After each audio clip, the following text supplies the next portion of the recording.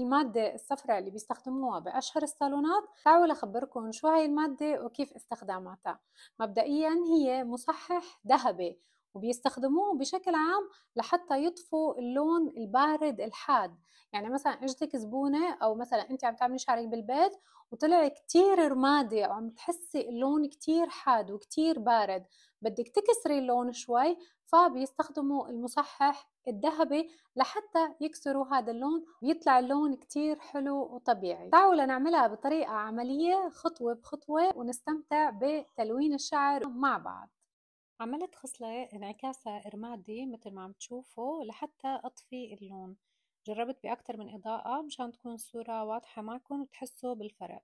رح جيب المصحح الذهبي رقمه 033، وبعدين بجيب الأكسجين 20، بخلطون كتير منيح مع بعض. دايما بقول إنه بالرنساج لازم ينخلط كتير منيح، وما حطيت كل شي مع بعض وخلطته، لا، كل ما بحط شغلة بدي أخلطها منيح.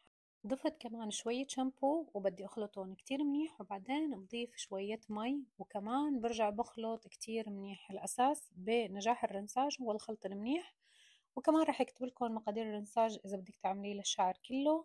وكمان أساسي إنك تحاولي تغلغليه بكل الخصلة أو كل الشعر، يعني بدك تضلي تحركيه وتفركي شعرك منيح بالمادة تبع الرنساج وتستني شوي. وبعدين فيكي مثلا تسحبي المادة وتشوفي إذا وصلتي للنتيجة المطلوبة أو بدك شوي أكتر وقت. استنيت تقريبا شي ربع ساعة وهيك طلعت معي النتيجة. طفينا الانعكاس الرمادي الواضح وشعر طبيعي أكتر. شو رأيكم بالنتيجة؟ حبيتوه أو لا؟ بيهمني كتير اسمع رأيكم. مثل ما شفتوا هيك كانت النتيجة وطريقة استخدام هي المادة الصفراء. عالم تلوين الشعر عالم كتير حلو وممتع. إن شاء الله يكون هذا الفيديو مفيد لكم واستمتعتوا فيه، وبشوفكم الفيديو الجاي.